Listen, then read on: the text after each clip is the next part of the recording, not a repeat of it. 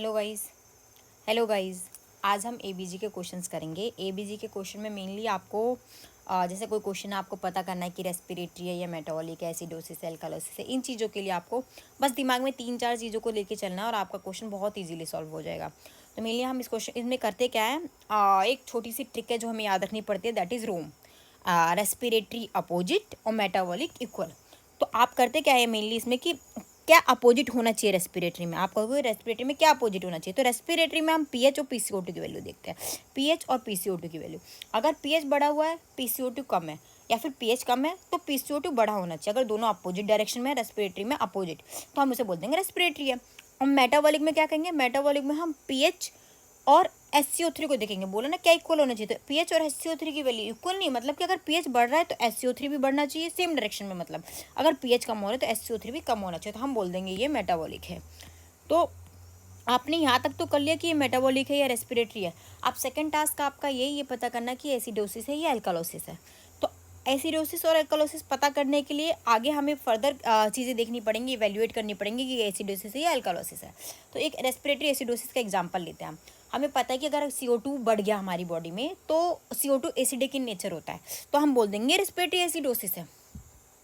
और अगर CO2 कम हो गया तो रेस्पिरेटरी अल्कालोसिस बोल देंगे। अगर CO2 बढ़ा हुआ है, रेस्पिरेटरी एसिडोसिस का एग्जांपल लेते हैं, अगर CO2 बढ़ा हुआ है तो हम फिर SCO3 की वैल्यू को देखेंगे। अगर SCO3 नॉर्मल है तो हम बोल देंगे ये अनकम्पनसेटेड है। लेकिन अगर SCO3 जो है एलिवेटेड है, तो एलिवेटेड में 2 क्राइटेरिया है, फिर हमें पीएच को देखना पड़ेगा। अगर पीएच नॉर्मल रेंज में है तो उसे हम बोलेंगे फुली कंपनसेटेड। अगर पीएच डिक्रीज है तो हम उससे बोलेंगे पार्शियली कंपनसेटेड। तो इस तरीके से हमें पता करना पड़ेगा कि कंपनसेटेड है, फुली कंपनसेटेड है या फिर पार्शियली कंपनसेटेड है। तो हम क्वेश्चंस करते हैं। अब एक बार हम मेटाबॉलिक का भी केस देख लेते हैं, फिर हम क्वेश्चन स्टार्ट करेंगे। मेटाबॉलिक में मैंने क्या बोला था, हमें मेटाबॉलिक रोम के हिसाब से रोम ME मेटाबॉलिक इक्वल, तो हमें इसमें इक्वल होना चाहिए। मतलब अगर पीएच कम हो रहा है तो SCO3 भी कम होना चाहिए। हमने इन दोनों को देख लिया, पीएच कम हो रहा है, SCO3 कम हो रहा है, हमने बोल दिया मेटाबॉलिक है। इसके बाद हम इस मेटाबॉलिक केस में हम कार्बन डाइऑक्साइड के लेवल को देखते हैं कि जैसे हम रेस्पिरेटरी के केस में SCO3 के लेवल को देख रहे थे पहले, लेकिन इसमें SCO3 तो हमने पहले डिसाइड कर लिया, इसलिए अब हम कार्बन डाइऑक्साइड के लेवल को देखेंगे। कार्बन डाइऑक्साइड अगर तो नॉर्मल है तो हम बोल देंगे अनकम्पनसेटेड, और कार्बन डाइऑक्साइड अगर डिक्रीज है तो हम बोल देंगे एसिडोसिस, पार्शियली कंपनसेटेड। ठीक है, एसिडोसिस है लेकिन वो पार्शियली कंपनसेटेड है। तो इसमें आप ये बोलोगे कि हाँ, उसमें तो हमने 2 क्वेश्चन पढ़े थे, फुली कंपनसेटेड और पार्शियली कंपनसेटेड, लेकिन इसमें तो फुली कंपनसेटेड का कोई है ही नहीं, खाली अनकम्पनसेटेड है या फिर पार्शियली अनकम्पनसेटेड है। तो इसमें इतना ही है, इसमें मतलब मेटाबॉलिक में फुली कंपनसेटेड नहीं आएगा कोई क्वेश्चन। ओके, तो अब हम क्वेश्चन स्टार्ट करते हैं। तो आपको उस क्वेश्चन स्टार्ट करने से पहले नॉर्मल वैल्यू पता होनी चाहिए कि पीएच का नॉर्मल वैल्यू कितना है, पीसीओ2 की वैल्यू कितनी है और बाइकार्बोनेट की वैल्यू कितनी है, तभी तो आप डिसाइड कर पाएंगे बढ़ा हुआ है कि कम है। तो पीएच नॉर्मल 7.35 से 7.45 लेके चलेंगे, पीसीओ2 35 से 45 नॉर्मल होता है, और SCO3 22 to 26 होता है। इस वैल्यू को लेते हुए दिमाग में चलते हुए अब हम क्वेश्चन सॉल्व करते हैं। हमारे पास एक एग्जाम्पल है कि एक पेशेंट है, वो अनकॉन्शियस है, वो मार्केट में हमें अनकॉन्शियस दिखा। कहाँ पे दिखा वो अनकॉन्शियस, मार्केट में। And we bought him to emergency room, हम उसे ER में ले आए, इमरजेंसी रूम में ले आए। एबीजी का जो एनालिसिस रिपोर्ट है वो हमारे पास है, जिसमें पीएच की वैल्यू देखी। सबसे पहले हमने पीएच देखा, पीएच क्या है 7.25, तो ये कम है 7.35 से, तो इसे हम बोल देंगे ये एसिडिक पीएच है, तो हमने बोल दिया ये एसिडिक पीएच है। पीसीओ2 की वैल्यू देखते हैं, पीसीओ2 जो है 60 है। पीसीओ2 की नॉर्मल वैल्यू कितनी होती है 35 से 45, मतलब पीसीओ2 बढ़ा हुआ है। तो हमने कहा कि पीएच कम है और पीसीओ2 बढ़ा हुआ है, दोनों अपोजिट डायरेक्शन में, तो हमने बोल दिया रेस्पिरेटरी है। और एसिडोसिस भी है, क्योंकि रेस्पिरेटरी एसिडोसिस क्यों, पीसीओ2 की वैल्यू बढ़ी हुई है, तो हमने बोल दिया ये एसिडोसिस है, रेस्पिरेटरी एसिडोसिस। अब हमें देखना है कि इसमें रेस्पिरेटरी एसिडोसिस तो हमने बता दिया, अब हमें ये बताना है कि ये कंपनसेटेड है या अनकम्पनसेटेड है। तो हमने देखा कि SCO3 की वैल्यू कितनी है, SCO3 नॉर्मल रेंज में 22 to 26, इसलिए ये अनकम्पनसेटेड है। तो हमने क्या बोला, ये क्या हो गया हमारा, इसका फाइनल आंसर क्या होगा, इसका फाइनल आंसर होगा अनकम्पनसेटेड रेस्पिरेटरी एसिडोसिस। रेस्पिरेटरी एसिडोसिस क्यों होगा, क्योंकि पीएच कम है, पीसीओ2 कम है, दोनों अपोजिट डायरेक्शन में, तो रेस्पिरेटरी हो गया। पीसीओ2 बढ़ा हुआ है तो एसिडोसिस हो गया। हमने उसके बाद SCO3 की वैल्यू देखी, SCO3 नॉर्मल है तो अनकम्पनसेटेड हो गया, सिंपल। सो इस क्वेश्चन का आंसर होगा अनकम्पनसेटेड रेस्पिरेटरी एसिडोसिस। अगला क्वेश्चन करते हैं एबीजी का। एक हमें पीएच की वैल्यू देख के 7.37, 7.37 नॉर्मल रेंज क्या है, 7.35 टू 7.45, ये नॉर्मल रेंज में इसका मतलब, ठीक है ओके। पीसीओटू की वैल्यू देखो, पीसीओटू कितना है 57, पीसीओटू की नॉर्मल वैल्यू कितनी होती है 35 से 45, तो इसका मतलब पीसीओटू बड़ा हुआ है, मतलब एसिडोसिस। तो हमने पीएच और पीसीओटू से डिसाइड कर लिया कि पीएच जो है हमारा नॉर्मल है लेकिन पीसीओटू बड़ा हुआ है, तो हमने ये बोल दिया कि रेस्पिरेटरी केस है, रेस्पिरेटरी एसिडोसिस। और उसके बाद हम इस पे देखेंगे SCO3 की वैल्यू देखेंगे, SCO3 कितनी 34, नॉर्मल क्या होता है 22 टू 24, SCO3 क्या हमारा एलिवेटेड है। तो हमने डिसाइड किया था कि अगर पीएच PCO2 का अगर हमने करा तो रेस्पिरेटरी, और SCO3 अगर एलिवेटेड है तो हम कहेंगे ये क्या है, ये हमारा जो है वो फुल्ली कंपनसेटेड रेस्पिरेटरी एसिडोसिस है। हमने डिसाइड किया था ना कि SCO3 के लेवल को देखेंगे, अगर SCO3 नॉर्मल है तो उसे अनकम्पनसेटेड बोलेंगे, SCO3 अगर तो एलिवेटेड है तो हम फिर पीएच की वैल्यू देखेंगे, अगर पीएच नॉर्मल है तो उसे हम फुली कंपनसेटेड बोलते हैं, और पीएच डिक्रीज है तो उसे हम पार्सली कंपनसेटेड बोलते हैं।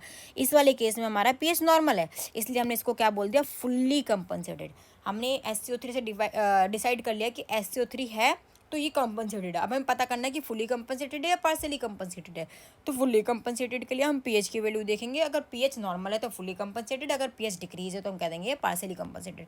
तो इसका स्टेटमेंट सिंपल स्टेटमेंट निकल जाएगा, ये this is fully compensated respiratory acidosis. उसके बाद अगला क्वेश्चन करते हैं हम एबीजी का। इस क्वेश्चन में हमने देखा पीएच की value, first of all pH is 7.3, normal range क्या है 7.35 से 7.45, इसका मतलब पीएच कम है, पीएच डिक्रीज। पीसीओटू की वैल्यू देखो, पीसीओटू बढ़ा हुआ है, अब अगेन ये रेस्पिरेटरी का केस हो गया, पीएच डिक्रीज पीसीओटू बढ़ा हुआ, तो ये हमारा केस हो गया रेस्पिरेटरी और एसिडिक पीएच है, पीसीओटू बढ़ा हुआ है तो रेस्पिरेटरी एसिडोसिस हो गया। बाइकार्बोनेट की वैल्यू देखते हैं, बाइकार्बोनेट 28 है, इसका मतलब बाइकार्बोनेट की नॉर्मल वैल्यू क्या होती है 22 टू 26, बाइकार्बोनेट एलिवेटेड है, बाइकार्बोनेट एलिवेटेड है, इससे हमें ये पता चलेगा कि कंपनसेटेड है। तो अभी तक हमने पता कर लिया कि कंपनसेटेड भी, अब कंपनसेटेड है तो हमारे पास दो क्वेश्चन आते हैं, ये फुल्ली कंपनसेटेड है या पार्सली कंपनसेटेड है, ये हमारा क्वेश्चन है। तो अगर तो ये फुल्ली कंपनसेटेड होगा तो पीएच नॉर्मल होना चाहिए, लेकिन यहाँ पे पीएच क्या हमारा डिक्रीज है, अगर पीएच डिक्रीज है तो ये पार्सली कंपनसेटेड हो गया, इसलिए इसका आंसर होगा partial compensated respiratory acidosis. Okay, अगला क्वेश्चन करते हैं। अगले क्वेश्चन में फिर हम दोबारा पीएच देखते हैं, पीएच 7.25, पीएच डिक्रीज है, पीसीओ2 की वैल्यू देखो, पीएच डिक्रीज इसका मतलब एसिडिक, पीसीओ2 की वैल्यू देखो, पीसीओ2 क्या है 68, तो पीसीओ2 बढ़ा हुआ है, मतलब दोनों अपोजिट डायरेक्शन में। अगेन ये रेस्पिरेटरी का केस बन गया हमारा, ये रेस्पिरेटरी का केस बन गया हमारा, और एसिडोसिस, रेस्पिरेटरी एसिडोसिस। अब हम दोबारा SCO3 की वैल्यू देते हैं, SCO3 कितना है 31, नॉर्मल रेंज क्या होता है हमारा 22 टू 26, इसका मतलब SCO3 एलिवेटेड है, SCO3 एलिवेटेड है, इसका मतलब हमने इसे बता दिया कि ये कंपनसेटेड है, कंपनसेटेड। अब हमारे पास दोबारा दो क्वेश्चन आता है कि ये फुल्ली कंपनसेटेड है या फिर पार्सली कंपनसेटेड है। इसके लिए हमारे पास कुछ, तो हमारे पास क्राइटेरिया, फुल्ली कंपनसेटेड के लिए पीएच नॉर्मल होना चाहिए, पार्सल के लिए पीएच डिक्रीज होना चाहिए। हम अपने क्वेश्चन में देखते हैं, हमारे क्वेश्चन में पीएच डिक्रीज है, तो ये हमारा क्वेश्चन किसको सेटिस्फाई करता है, पार्सली कंपनसेटेड को। इसका मतलब पीएच नॉर्मल वाला रेंज नहीं है, इसलिए ये क्वेश्चन हमारा क्या है, partially compensated respiratory acidosis, partially compensated respiratory acidosis. Okay, अगला क्वेश्चन करते हैं। इस क्वेश्चन में आप देखो पीएच, सबसे पहले हमने पीएच देखा, पीएच क्या है 7.25, मतलब डिक्रीज है पीएच हमारा, पीएच डिक्रीज है। ओके, अगला हम देखते हैं पीसीओ2 की वैल्यू, पीसीओ2 17 है, इसका मतलब पीसीओ2 भी डिक्रीज है। अब दोनों सेम डायरेक्शन में जा रहा है, इसलिए हम पीसीओ2 को इग्नोर करते हैं। अब हम अगला, क्योंकि रेस्पिरेटरी को सेटिस्फाई नहीं कर रहा, रेस्पिरेटरी में पीएच और पीसीओ2 की वैल्यू अपोजिट डायरेक्शन में जाना चाहिए, लेकिन यहाँ इक्वल डायरेक्शन में जा रही है, तो हम पीसीओ2 को हटा देते हैं और हम बाइकार्बोनेट पाते हैं। बाइकार्बोनेट भी डिक्रीज है, बाइकार्बोनेट नॉर्मल रेंज होता है 22 टू 26, तो बाइकार्बोनेट डिक्रीज है। तो ये कौन सी कंडीशन को सेटिस्फाई कर रहा है, रोम की क्राइटेरिया में अगर हम जाए तो ME मेटाबॉलिक में इक्वल होना चाहिए, तो इक्वल हो रहा है, पीएच और SCO3 सेम डायरेक्शन में जा रहा है, तो इसलिए हमारा ये जो है ये पीएच और SCO3 दोनों ही डिक्रीज हो रहे हैं, इसलिए हम इसको बोलेंगे क्या है हमारा मेटाबॉलिक केस है, मेटाबॉलिक। और पीएच डिक्रीज है, इसका मतलब एसिडिक होगा, तो ये मेटाबॉलिक एसिडोसिस हो गया। अब हमें पता करना है मेटाबॉलिक एसिडोसिस के बाद कि ये कंपनसेटेड है या फिर अनकम्पनसेटेड है। तो मैंने बोला था इसके लिए हमें किसको देखना पड़ेगा, पीसीओ2 की वैल्यू को देखना पड़ेगा। पीसीओ2 की वैल्यू हमारी जो यहाँ पे क्या डिक्रीज है, अगर पीसीओ2 की वैल्यू डिक्रीज है तो हम क्या कहेंगे, कंपनसेटेड है। तो ये कौन सा क्वेश्चन हो गया, ये कौन सा क्राइटेरिया को सेटिस्फाई करता है, ये कहता है इसके हिसाब से ये है compensated metabolic compensated metabolic acidosis. और कौन सा compensated? Partially compensated metabolic acidosis. Okay, अगला क्वेश्चन करते हैं। इस क्वेश्चन में फिर हम देखते हैं पीएच की वैल्यू। पीएच 7.35 है, मतलब पीएच कौन सी रेंज में? नॉर्मल रेंज में। ओके, हम पीसीओ2 की वैल्यू देखते हैं। पीसीओ2 72 है, इसका मतलब पीसीओ2 क्या हो गया? बढ़ा हुआ है। पीसीओ2 की नॉर्मल वैल्यू क्या होती है? 35 से 45। पीसीओ2 बढ़ा हुआ है, तो इन दोनों की केस को ही देखते हुए हमने बोल दिया कि ये कौन सा केस है हमारा? ये हमारा रेस्पिरेटरी केस है। ओके, और पीसीओ2 बढ़ा हुआ है तो एसिडोसिस है। अब हमें ये पता करना है कि ये कंपनसेटेड है या फिर अनकम्पनसेटेड है। उसके लिए हम SCO3 की वैल्यू देखेंगे, और SCO3 38 है। SCO3 की नॉर्मल वैल्यू क्या होती है? 22 to 26। इसका मतलब SCO3 हमारा क्या है? एलिवेटेड है। अगर SCO2 एलिवेटेड है तो ये कॉम्पनसेटेड हो गया। SCO3 एलिवेटेड है तो कॉम्पनसेटेड हो गया। लेकिन फिर हमारे पास दो क्वेश्चन आता है कंपनसेटेड में भी, कि ये फुल्ली कंपनसेटेड है या फिर पार्सली कंपनसेटेड है। उसके लिए हमें पीएच की वैल्यू देखनी है। अगर तो पीएच हमारा नॉर्मल होगा तो फुली कंपनसेटेड होगा। अगर पार्सली कंपनसेटेड का मतलब पीएच डिक्रीज होनी चाहिए। इस क्वेश्चन के हिसाब से पीएच हमारा क्या है? पीएच हमारा नॉर्मल है। पीएच अगर नॉर्मल है तो ये फुली कंपनसेटेड केस को सेटिस्फाई करता है। इसलिए ये जो हमारा सेटिस्फाई, इसके हिसाब से हमारा क्या क्वेश्चन का आंसर बनेगा? Fully compensated respiratory acidosis. अगला क्वेश्चन करते हैं। हम पीएच की वैल्यू देखते हैं। पीएच 7.46 है। पीएच का नॉर्मल रेंज क्या होता है? 7.35 से 7.45। पीएच इस केस में बढ़ा हुआ है, तो हमने बोल दिया पीएच बढ़ा हुआ। कौन सा पीएच है? ये अल्कालाइन पीएच है। ओके, फिर हम पीसीओ2 की वैल्यू देखते हैं। पीसीओ2 49 है। पीसीओ2 की वैल्यू, नॉर्मल वैल्यू क्या होती है? 35 to 45। तो हमारा पीसीओ2 भी बढ़ा हुआ है। तो अब हम दोबारा इस केस में फंस गए कि रेस्पिरेटरी और पीएच और पीसीओ2 दोनों ही सेम डायरेक्शन में हैं। तो ये अब हम SCO3 की वैल्यू देखते हैं। और SCO3 क्या है? SCO3 भी बढ़ा हुआ है। SCO3 कितना होता है? 22 to 26। तो SCO3 भी एलिवेटेड है। तो दोबारा रोम के हिसाब से जाएंगे, और अब हम पीएच और SCO3 की वैल्यू देखेंगे, क्योंकि पीएच और पीसीओ2 की वैल्यू अपोजिट नहीं जा रही है। इसलिए हम पीएच पीसीओ2 की रेस्पिरेटरी केस तो हमने हटा दिया। अब हमें मेटाबॉलिक के लिए SCO3 देखना था। हमने SCO3 देखा और हमने देखा कि पीएच भी बढ़ा है और SCO3 भी बढ़ा है, दोनों सेम डायरेक्शन में है। तो इसलिए ये जो केस है वो किसका हो जाएगा? मेटाबॉलिक का केस हो जाएगा। मेटाबॉलिक का केस तो हो गया। अब हमें ये डिसाइड करना पड़ेगा कि एसिडोसिस है या अल्कालोसिस है। तो एसिडोसिस और अल्कालोसिस के लिए इसके पीएच को देखते हैं। पीएच अल्कालाइन है, तो हमने ये बोल दिया कि अल्कालोसिस है। ओके, अब हमें ये पता करना पड़ेगा कि कंपनसेटेड है या फिर अनकॉम्पनसेटेड है। तो कॉम्पनसेटेड अनकॉम्पनसेटेड के लिए हमारे पास दो केस होगा।